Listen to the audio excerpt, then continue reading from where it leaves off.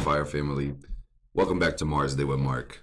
It's Mr. Meyer with the fire, here to take the collective vibration higher. I'm a little schmizzed, but I'm still good. Okay? You may notice there's flames here, flames right here, flames right there. You can call me Rick James with the Rick Flames. It's a good day. It's a beautiful day.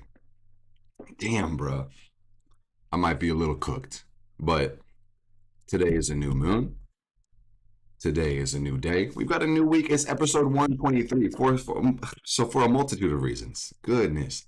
We are celebrating today, Fire Family. And we set the intention that this video is coherent, intentional, meaningful, fulfilling. You guys know we've been doing this for 123 weeks. So you may be asking at this point, is there anything new to see? Or is it the same thing on repeat? Oh, man. I know I've been asking that question as the host of this show, the host with the most, Mr. Meyer with the fire. Here to take the collective vibe higher. I might have said that twice, but anyway, this is going to be a nice video. And let me tell you guys the gist. Today is the 21st of October. About a week from now, next Tuesday, is going to be the 28th of October. So there's a couple interesting things to look at as far as astrology this week. And I'm going to break them down right now. Number one, we have the new moon in the sign of Libra. And this is interesting because we actually have two new moons in Libra in this month. This is the second one. The sun is going to move into Scorpio this week. And then also this week, Mercury and Mars are basically traveling conjunct. And if that's news to you or a new term, just understand that means these two planets are in the same exact spot. They're going to be basically the same planet this week. Blessed be. So I just want to say cheers, Fire Family. This one right here is for the spirits of the crossroads and the ones of the liminal space that connect us every single day in every single way to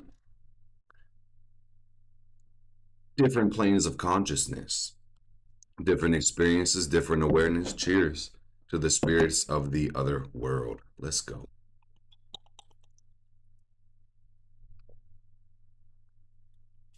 Ooh, that's spicy. Mr. Meyer, likey. Okay. So if you don't know my style, guys, I'm going to start with the degrees. Yes, please. Today, of all days, the 21st of October, we start with the sun at 28 degrees of Libra. As I'm filming this right now, it's about 9:30. Some of you guys were like, are we going to get a video today? 9:30 in the evening? I'm like, yeah, man, trust divine timing. We just got our rituals in. Let's get it.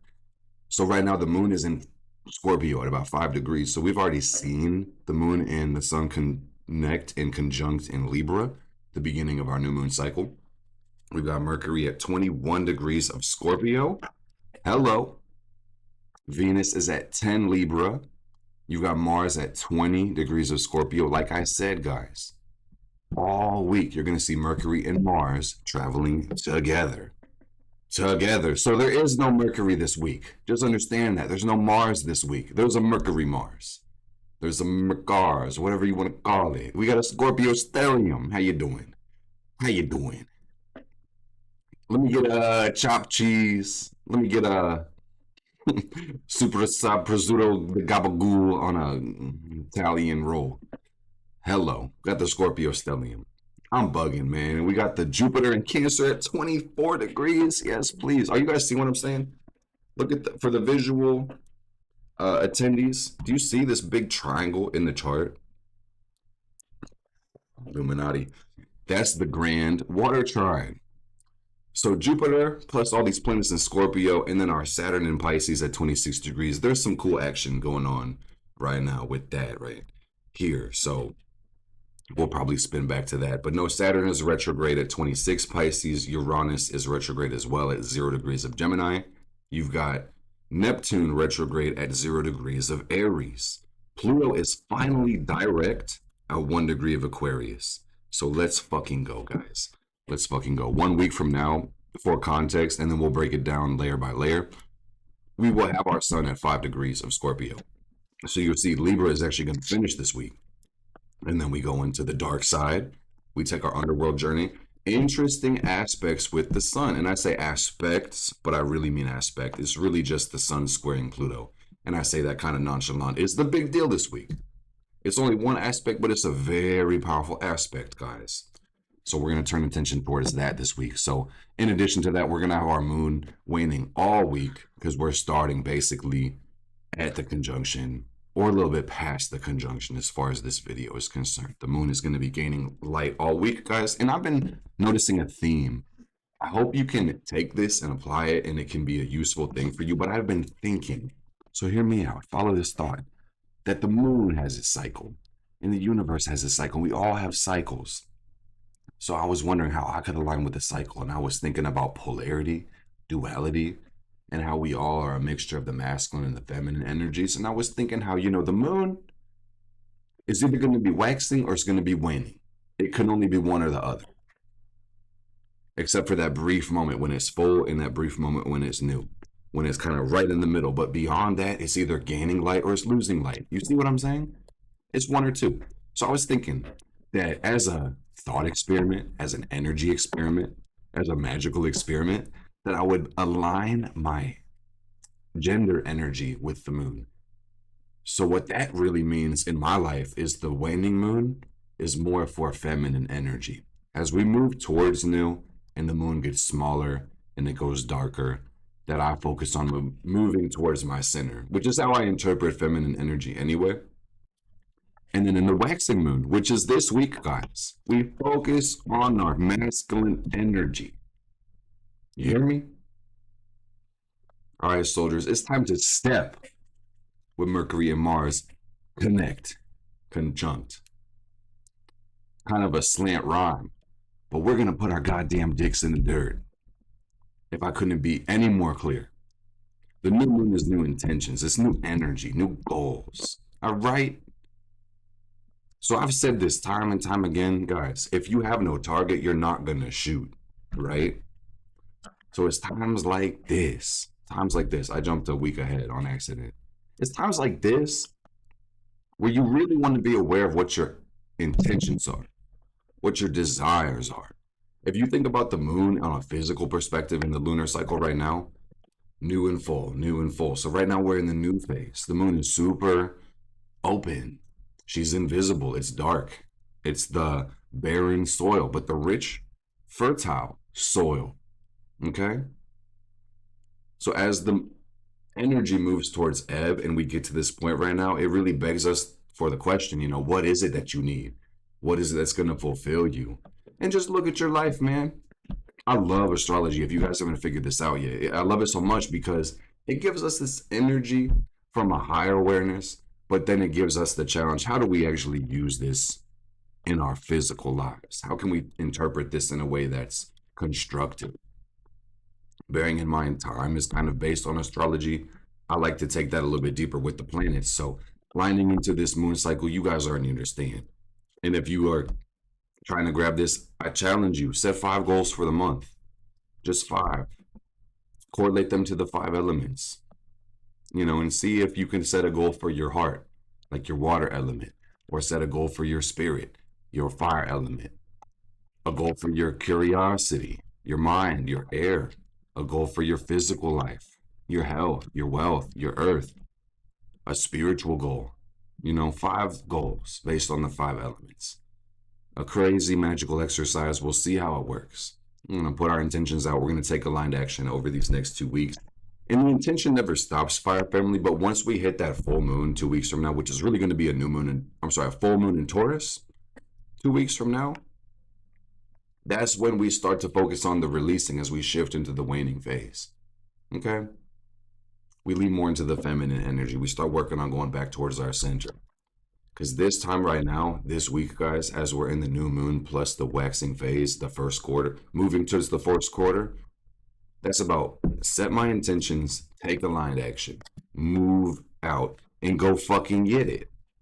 It's simple. And I've said this in a couple different ways over this last couple of minutes, this tangent, but I hope you guys are seeing what I'm saying. This week is full speed ahead. Oh, yeah. And hey, if you are magically inclined or you want to get a little bit more connected with the seasons, this is a good time to really consider turning the wheel from a physical perspective to a magical perspective. The fact that we're going from Libra to Scorpio. So that's some pretty cool stuff, guys. Everything really is ritual. Your life kind of is a spell. So always encourage you to do something ritualistic or intentional as you go through these movements, okay? So we're going to see it on Thursday, my friends. That's going to be really the day that the sun moves into Scorpio. I'm moving the chart as I speak this, guys. And then the second day of Scorpio, Friday, you're going to see the sun making that perfect square to Pluto. A very tense angle. And really, the simple thing I could tell you what this means, what I've been even thinking about all day, is that this is going to heighten self criticism this week, 100%, guys. And this week kind of has a more serious undertone. Let's be honest. Beyond the masculine energy of the waning moon, this Sun Pluto square is one of the most intense angles we're going to experience in astrology because the sun deals with everything under the sun, no pun intended, the umbrella of you, your identity, your ego, your aspirations, your desires, even your energy levels. You know, the sun is light, it is life, it is you. You are the character I'm talking about. That's you, the sun. And that's crazy, man. I don't know if y'all ever think about this, but listen to a Mercury in the 12th house person tell you that, sometimes you feel that derealization. You're just thinking about your life from like a universal perspective. I don't know if it's derealization or if it's like meta realization, but it's like if you are energy, if you were created, it's like, shit, is there a creator? You know, you're looking at the nature and you're just like, damn, where do you draw the line? You're made of this stuff. So to what extent is your relationship really there? You know, are you the same exact thing as the things that you observe in creation? Or are you different? And of course, we have classification like genus, species, human race, plant kingdom, animal kingdom, planets, etc. But at the same time, it's like that sun. And I guess this is really Scorpio, guys. Like, I'm trying to get deep. I don't know if I'm trying to get deep, but this is what I'm seeing. It's deep. It's like all is one is all. Not even from like a religious perspective, but philosophically, either way it goes, religion's really their aim is to kind of articulate the universal, the transcendent, how everything connects. But anyway, this might be oblique at this point, but this Sun Pluto square, it has a lot to do with personal growth. It has a lot to do with personal evolution. And the Sun and Pluto have a cycle, and every two planets really have a cycle, guys. So it's worth paying attention to it and kind of seeing how they work. You're going to get two Sun Pluto squares every single year, and same with every other planet as far as the sun is concerned, because the sun takes 1 year to orbit. And that might sound like a lot of techno babble and jargon. And if I'm losing you guys on the astrology, I really do recommend you grab Simplified Astrology, because there are some fundamentals towards understanding the planetary cycles, and astrology really is a language. So in order to be able to communicate it effectively, you have to understand the alphabet and some of the grammar. Okay, so that's what Simplified Astrology is really for. So you can really get a grasp of the archetypes and the symbols. And then as a language, it will start to speak to you in English or whatever language you really speak. So I know a lot of you guys follow me pretty clearly because you've read the book. We've talked about it before. Maybe you have a deep passion for astrology. But anyway, Sun Pluto square, this is personal evolution, right? And we all have these cycles of death and rebirth. And Pluto's going to be retrograde half the fucking year. So you know that this is mysterious, Freaky Billy. I don't know if you guys have been watching me for a second, but there's Freaky Billy. Freaky Billy exists in the cosmos, but Pluto is mysterious, Freaky Billy. For real, it's so much deeper than meets the eye. This planet is so far away from the sun that it takes about 250 years to orbit around the sun, which is fantastic if you're asking me. That would suggest that this influence is multi-generational and multiple millions of people will have the same Pluto sign. Where it gets really cool is the house of Pluto and the aspects and the rulership. Then it gets very specific. Just something to think about. But anyway, as a cycle this week, as we all feel, hey man, there's no telling. That's really the best way to put it. There's no telling how this is going to affect you, because it all begs you to look into your personal relationship with your sun and your Pluto. So I hope this is connecting to somebody. If you're following the logic vid, you're about to take off like a rocket ship. I'm telling you. The sun and Pluto. Because that's who I think I am and who I really am. I want to make this a big focus for this week, guys. Every week when I do these, I shoot for about 25 minutes, which is plenty of time to yap, plenty of time to give you a plethora of things of substance. I don't want to fill this video with empty calories, for real. I want you to get something substantial and nutritional and powerful for your fucking week, guys, especially on episode 123. But I want to tell you guys, Fire Family, the Sun and Pluto cycle is so powerful, so important. I could talk about the relationship between any of these planets. We could do this for days and weeks and months on end and fill libraries with just knowledge. But in order to have something valuable, useful to take, I really just want to focus on three things this week, guys. And I want you to focus on these three things as far as you being an astrologer just living on Earth. Number one, the new moon cycle pushing to wane, to waxing, new moon waxing. Number two, the Sun Pluto square. And number three, the Mercury Mars conjunction. That's basically the themes of the week. Okay. Very cool week as we turn the wheel, but I want to tell you guys the Sun and Pluto cycle, whew, so important, so valuable. So valuable. I had to take a deep breath, man, because I'm excited about this. Because what is the Sun and Pluto on a language level? That's personal evolution. If you want to say that a little less woo woo, that's greatness, Fire Family. That's what I need you to take from this. That's greatness. There's levels to this shit, guys. There's levels to this shit. Everybody is alive if they're able to receive this message. We're here, we're existing, but are we really living? Are we really thriving? The Sun says a lot about our creative force, our self expression, our identity, our journey in this world. So this is super important. A square represents some tension and maybe even some conflict, a needed change. There's a lesson in the square. That's the 90-degree angle, the L. What's the lesson? This is not going to be a loss, but this is going to be a lesson. The square is a magical angle, the 90 degrees. Please pay attention to those in your chart, in your transits, your progression. Those squares, fam. Squares happen in multiples of 4. You know, it's 90 degrees. If you take the circle, that's 4. 90, you have 0, 180, or I'm sorry, 0, 90, 180, 210, and then 280. Boom, quick math. You see, I'm litty, but I still got it, guys. I'm telling you.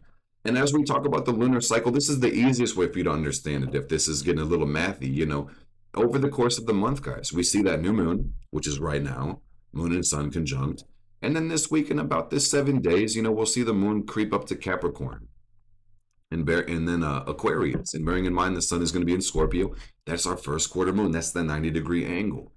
And then about a week after that, guys, like I mentioned earlier in this video, we're going to have the moon go into Taurus. And that's going to be the full moon this month. That's the moon and sun opposite, 180 degrees. And then about a week after that, we're going to see the moon in Leo. That's going to be the last quarter waning moon. And pause if you need to kind of take a second to look at that in your mind or see it in the chart. But I just hope you guys are following along and see what time it is, because that's ultimately the bottom line of this. Bars. The bottom line of this. How is life? And do the planets affect this in any way? Well, you live on a planet, so absolutely. Okay. But anyway, guys, I will just say, if I could synthesize the last couple minutes, this week has a serious undertone. Not only do new moons kind of feel like Christmas in the sense, I don't know if you guys ever practice Christmas, but the way this happens when you're going through it, it's the spirit of gift giving, but also you end up writing this list during Christmas or Yuletide where you just be like thinking about, if I could get or possess or attain anything, like, you know, what is it? What is Santa Claus going to give me, fam? So I always feel that in the new moon energy. I always feel that. New cycle, you know, the universe being Father Christmas or whatever. What can I create? What can we co-create? In the Libra energy, you guys probably already know, but this has everything to do with balance. The scales. Everything to do with balance and love and harmony.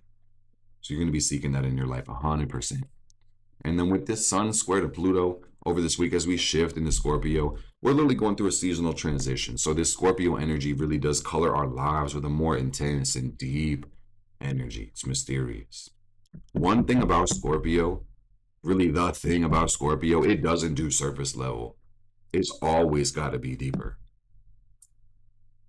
And bearing in mind, this is a yearly cycle. This kind of is the letting go process, the middle of fall, the shedding of our leaves or skin in the release.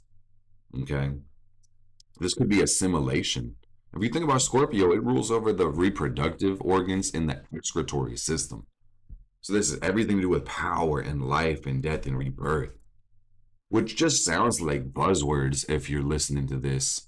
We're trying to talk about this in a spiritual sense, like through your community. But when you experience this, you'll see this has everything to do with beginnings and endings, like real cycles closing, converging, or you taking yourself to the next level. So I will say, with Mercury and Mars conjunct, which is really the other theme for this week, guys, the word is intensity. The word is intensity. And you guys probably know, but let me just kind of bring your attention toward this. And I'm going to show it in the chart as I speak on it. But Mercury has this retrograde cycle, it's just like every other planet. Okay? So as we start this week out, both Mercury and Mars are in Scorpio. And basically, we're going to get Mercury moving into Sagittarius. Mercury is a faster planet than Mars because it's closer to the sun, right? So they're basically connected as we start this week, but as we go forward, Mercury's going to gain distance away from Mars. It's going to end up in Sagittarius, but then, guys, Mercury's going to make a retrograde and it's going to back itself up and it's going to connect right back to Mars. So I'm telling you guys, for about the next month, even though this is on the weekly time frame, just be aware for the next month or so, and follow and subscribe and watch these guys. I'll show you week by week. Mercury and Mars are going to be very close. Very close. If you have extended orbs, basically, I would call them conjunct for about a month, which is crazy. That's not normal.